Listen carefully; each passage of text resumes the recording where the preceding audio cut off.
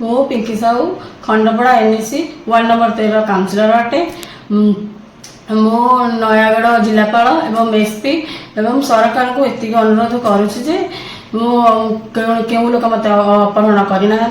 मु मो निज स्वेच्छा आसी मो छुआ बहुत भल अच्छु आउ चेयरमैन को विरुद्ध में अनास्था प्रस्ताव नहीं आसी अच्छु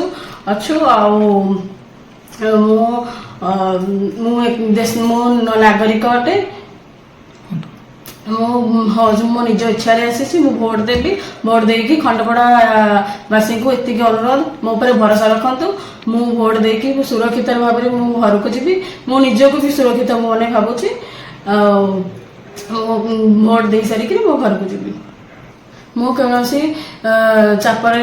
न पड़ापी मु निजक दूरे रखी कौन दल चापर भी नहीं मु निजक दूरे रखी खंडपड़ा टू दूरे अच्छी एवं मु भलरे अच्छी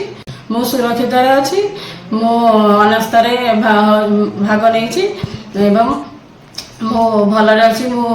17 तारिख हूँ अनास्था मीटिंग सर अनास्था भोट सरिले मु सुरक्षित जा मो घर पहुँची मु एथपाई भिडियोटी करी। धन्यवाद नमस्कार।